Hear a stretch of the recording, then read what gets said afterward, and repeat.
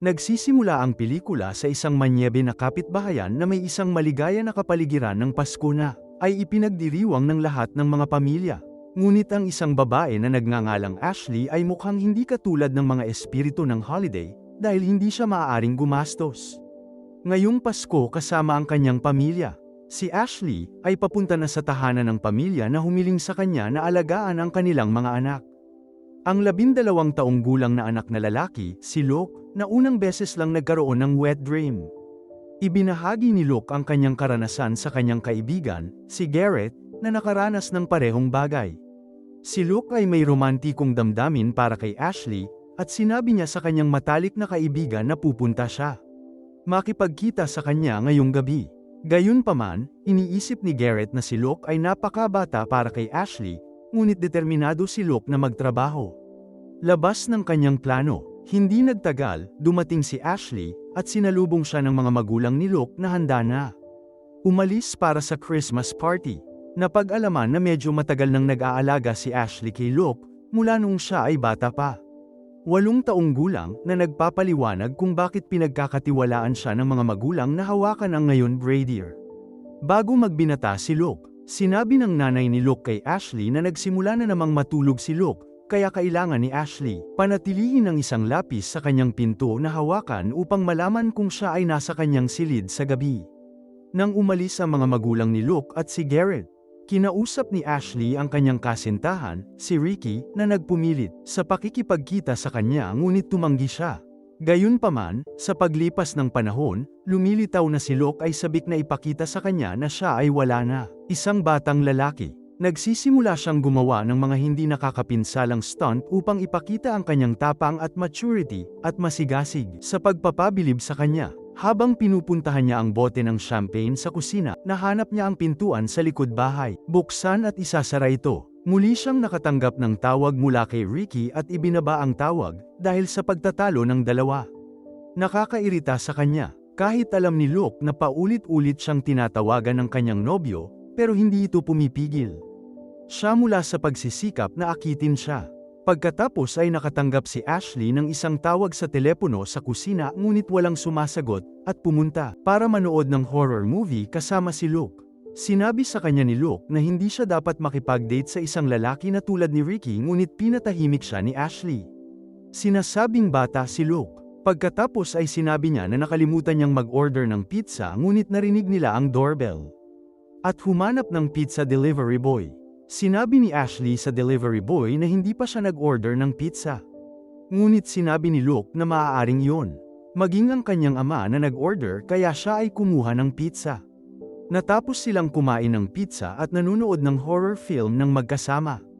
Patuloy na sinusubukan ni Luke na kumilos sa kanya, kahit na umabot sa hindi na angkop na paglalagay ng kamay sa kanyang hita, na kanyang hinihimas at isinandal sa kanyang balikat. Naputol siya nang makatanggap si Ashley ng tawag sa telepono at sinagot ito. Bumalik siya upang umupo sa tabi niya pagkatapos ng tawag sa telepono. At nanunood sila ng pelikula ng kaunti. Higit pa hanggang sa biglang gumalaw si Luke para halikan siya ng mariin, pinabayaan siya at tinatakot siya. Bilang resulta, bumangon si Ashley na tahasan ang pagtanggi sa kanyang mga pagsulong ngayon. Nakatanggap si Ashley ng tawag mula sa isang lalaki na nagsabi sa kanya na maaari niya itong bantayan, kaya pumunta siya sa likod bahay. Bintana ngunit walang nakikitang tao doon. Pagkatapos ay natuklasan niya na ang pinto sa likod ay nakabukas, at mabilis na hiniling kay Luke na ipasa ang kanyang telepono sa kanya, ngunit hindi niya sinasadyang ihulog ito sa tangke ng isda. Inihayag ng nanghihimasok ang kanyang sarili na si Garrett, na nagplanong gumawa ng kalokohan kay Ashley sa pamamagitan ng pananakot sa kanya. Then all of the sudden may narinig na commotion mula sa taas. Kinuha ni Ashley ang kutsilyo sa kusina at umakyat sa itaas para mag-imbestiga. Sinundan ng 2 lalaki. Napag-alaman nilang may nabasag ang bintana sa ikalawang palapag sa pamamagitan ng paghagis nito ng laryo. Sinubukan ni Ashley na gamitin ang landline para tumawag, at nagulat siya nang makitang mayroon walang reception. Nalaman nilang tatlo na hindi na sila nakakapag-internet ni nakakatawag.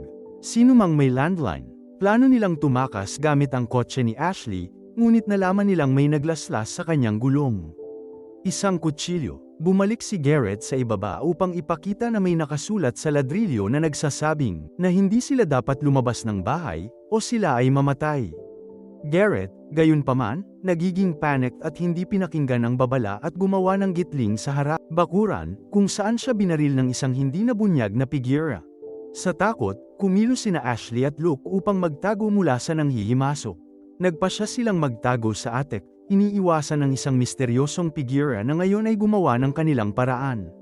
Sa loob ng bahay, sa kabutihang palad, hindi alam ng nanghihimasok ang kanilang presensya sa attic, kaya lumabas siya ng silid. Si Ashley ay natakot sa isang gagamba at malapit nang mahulog sa attic, ngunit si Luke ay nagligtas kanya. Pagkatapos nito, bumaba sila mula roon, at pumunta si Luke upang kunin ang isang baril na nakatago sa kanya. Kwarto ng mga magulang. Ang nanghihimasok ay humakbang sa silid, at hindi nagtagal ay nakilala ni Ashley na ang nanghihimasok ay kay Luke ang maskara, kaya't pinilit niya ang nanghihimasok na tanggalin ang kanyang maskara, na nagpapakita na siya si Garrett. Dahil dito, nagalit ng husto si Ashley nang malaman niyang gusto siyang akitin ni Luke, sa pamamagitan ng pananakot sa kanya at pagtatanghal ng pagliligtas. Ngayong galit na galit dahil mabaigo ang kanyang plano, sinampal ni Luke si Ashley ng napakalakas kaya natamba siya. Hagdanan, pinatumba siya. Sa paggising ni Ashley, napagtanto niyang nakatali siya sa isang upuan na may tape ang bibig.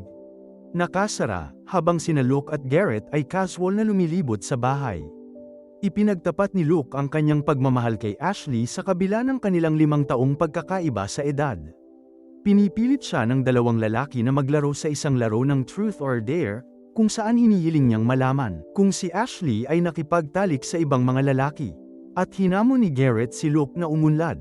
Pagkatapos ay nagkaroon ng pagtatalo sina Garrett at Luke, kung saan sinabi ni Garrett kay Luke na dapat si Luke. Hamanin si Garrett na hawakan si Ashley, na tinanggihan ni Luke.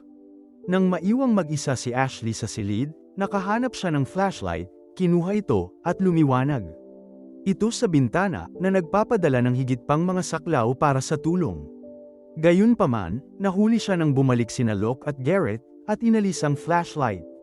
Pinilit siya ni Luke na uminom ng inumin na makakalimutan niya ang lahat kapag nagising siya. Sa susunod na araw, ngunit nataman niya ang bote at ito ay nabasag. Biglang tumunog ang doorbell, at sinubukang sumigaw ni Ashley para humingi ng tulong ngunit napatigil siya. Sa pamamagitan nila, nagpatugtog siya ng malakas na musika sa tape, at nalaman na si Ricky ang nasa pintuan, na nagsasabi sa kanya na pinuntahan niya si Ashley matapos makatanggap ng text mula rito. Sinabi ni Luke kay Ricky na naiinis si Ashley kay Ricky, at ayaw na siyang makita. Nagpasya si Ricky na umalis, ngunit hiniling niya kay Luke na ibigay sa kanya ang bouquet na dala niya. Ngunit nang buksan ni Luke ang pinto para kunin ang bouquet, pilit na pumasok si Ricky sa bahay. Sa kabilang silid, ibinagsak ni Ashley ang sarili sa sahig at palihim na kumuha ng tipak ng salamin. Sinabi ni Luke kay Ricky na nasa itaas si Ashley dahil sa period cramp. Habang umakyat si Ricky at hinahanap siya, kumuha si Luke ng baseball bat mula sa kanyang kwarto. At pinatumba siya. Natapos ang pag-aaway ng dalawa sa sahig. Pagkatapos ay pumasok si Garrett sa kanila na may hawak na baril sa kanyang mga kamay. Sinamantala ni Luke ang pagkakataon para patumbahin si Ricky. Nakatali na ngayon si Ricky sa isa pang upuan sa tabi ni Ashley, at sa puntong ito ay ipinahayag yon. Si Luke ang nag-text kay Ricky mula sa phone ni Ashley. Hindi alam ni Garrett na bahagi rin ito ng plano ni Luke, kaya nakipagtalo siya kay Luke kung sino. Kahit papaano ay pinapakalma siya at inaayos ang mga bagay sa kanya. Pagkatapos nito, pinilit ni Luke si Ashley na tawagan ang kanyang kasintahan, si Jeremy, at hilingin sa kanya na lumapit. Ngunit hindi siya nakikinig sa kanya, kaya tinawag siya ni Luke mismo. Kasabay nito, sinamantala ni Ashley ang pagkakataong ito upang simulan ang paglaya sa kanyang sarili mula sa upuan. Gamit ang isang glass shard, sinadya ni Ricky na iihi ang sarili para ilihis ang atensyon ni Luke, na naglinis ng sahig at pumunta sa labas para ihagis ang pamunas. Habang wala siya, kinalas ni Ashley ang isang paa niya at kalaunan ay kinalas ang isa pang paa. Sa kasamaang palad, mas lumalala ang mga bagay para kay Ricky, habang hinihila siya ni Luke at Garrett palayo. Ang silid. Dahil dito, may masamang ideya si Luke na saktan si Ricky, habang nasa kabilang kwarto si Ashley. Nagagawang ganap na makawala sa kanyang mga tali. Pumunta siya sa foyer, may hawak na baril at binyantaan si Luke na huwag saktan si Ricky. Ngunit pagkatapos ay inihagis ni Luke ang bagong-bagong lata ng pintura na hawak niya, na hinampas ang bungo ni Ricky. At pumatay sa kanya. Nakatayo ngayon doon sina Ashley at Garrett na nagtataka, hinihingal sa kakilakilabot na tanawin.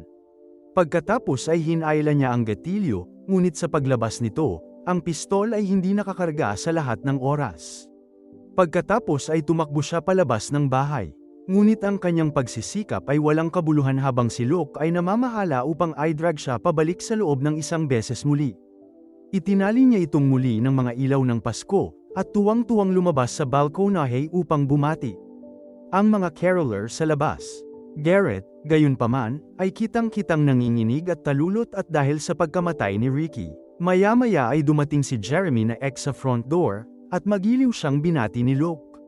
Sinabi ni Luke kay Jeremy na gusto ni Ashley ng liham ng paghingi ng tawad mula sa kanya bago niya magawa makipagkita sa kanya. Sa Bon once kay Jeremy, si Luke ay gumawa ng isang detalyadong plano upang patayin siya. Ang batang ito ay nakapaglagay ng lubid sa leeg ni Jeremy at nagsimulang hilahin, sinuspinde si Jeremy sa hangin at mabisang ibinitin siya sa puno, na ikinamatay niya. Sa loob-loob, nagbago na ngayon ang isip ni Garrett matapos ipamukha sa kanya ni Ashley na hindi si Luke isang mabuting kaibigan, at ginagamit at minamanipula lamang niya si Garrett para sa kanyang kapakinabangan. Ngunit sa kasamaang palad para sa kanya, kapag sinubukan niyang pakawalan siya, binibigyan niya siya ng isang halik na nakakadismaya. Si Luke at binaril niya si Garrett dahil sa paghipo kay Ashley. Sinigawan niya si Garrett na sinasabi sa kanya na pinilit niya si Luke na barilin siya. Sa wakas ay nagpaputok si Luke ng isang pangwakas na suntok, na ikinamatay din niya. Matapos masaksihan ang lahat ng nangyari, nawalan na ng pag-asa si Ashley. Sinabi sa kanya ni Luke ang tungkol sa kung paano siya inalagaan at minahal ng kanyang ina, ngunit pagkatapos ay tumigil siya. Sinabi ni Ashley na alam niya kung bakit, ngunit nananatili siyang tahimik at hindi tumugon. Pagkatapos ng pagkabigo, tinapos siya ni Luke gamit ang isang kutsilyo. Nang walang ibang natitira, masayang sinimula ni Luke ang paglilibot sa bahay, itinatanghal ang katawan at paglikha isang peking pinangyarihan ng krimen. Sa wakas, natutulog siya at naalalang itago ang lapis sa hawakan ng kanyang pinto. Nabigo sa pag-iingat ng lapis sa hawakan ng pinto, nagpasya siyang pumasok sa kanyang silid mula sa bintana. Maya-maya, nang sa wakas ay dumating ang mga magulang, si Luke ay nagpanggap na natutulog sa kanyang kama, kunwari. Hindi alam ang lahat ng karahasan na nangyari sa paligid ng bahay. Hinawakan siya ng kanyang ina sa pulisya pati na rin ang mga mediko na tinawag sa pinangyarihan. Sa puntong ito, makikita natin na nasisiyahan si Luke sa kanyang tagumpay. Pero hindi pa doon nagtatapos, habang sumisigaw ang isang medic na may natitira pang buhay. Ang taong ito ay walang iba kundi si Ashley mismo. Nakatingin si Luke sa bintana, nahihiya, habang si Ashley ay itinaas sa isang ambulansya. Napansin niya si Luke sa kwarto nito na nakatitig sa kanya at siniko siya. Bago matapos ang pelikula, natakot si Luke na ibunyag ni Ashley ang lahat sa pulisya. Sinabi niya sa kanyang ina na labis siyang nag-aalala kay Ashley at gusto niya itong bisitahin sa ospital. Iyon lang ang recap para sa Better Watch Out 2016. Salamat sa panunood. Magkita-kita tayong muli sa susunod na video.